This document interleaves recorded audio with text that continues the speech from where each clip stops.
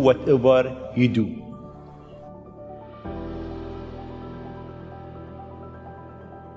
In terms of the motivations, I guess the sort of kind of a long version of the explanation, but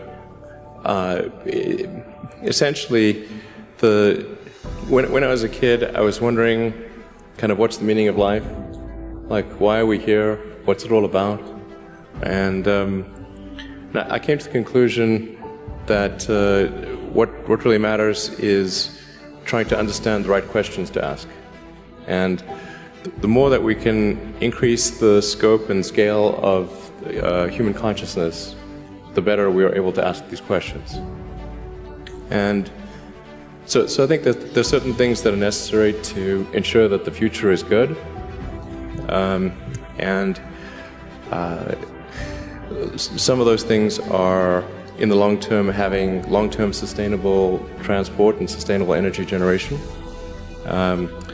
And to be a spacefaring civilization, and for humanity to be out there among the stars and be a multi-planetary species. I think being a multi-planet species and being out there among the stars is important for the long-term survival of humanity, and that's one reason, kind of like life insurance for life collectively, life as we know it.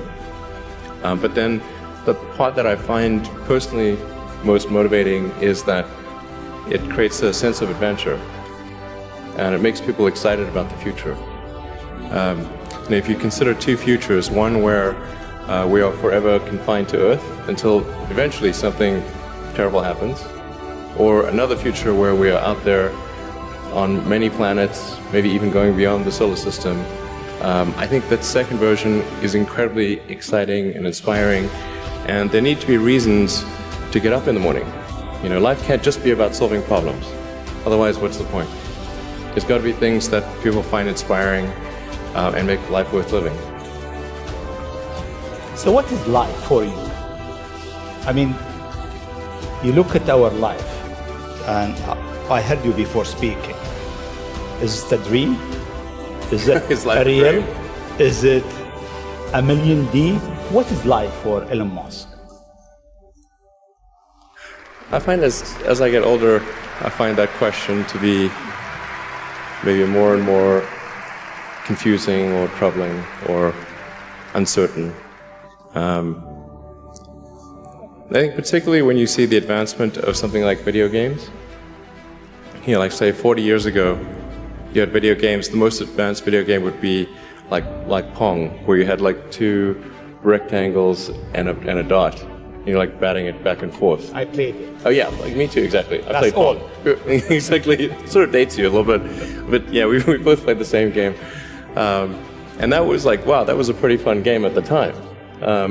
But now you can see a video game that's photorealistic, almost photorealistic, and millions of people playing simultaneously, and you see where things are going with virtual reality and augmented reality. And if you extrapolate that out into the future with any rate of progress at all, like even 0.1% or something like that a year, then eventually those games will be indistinguishable from reality. They'll be so realistic, you will not be able to tell the difference between that game and the reality as we know it. And then it seems like, well, how do we know that that didn't happen in the past and that we're not in one of those games ourselves?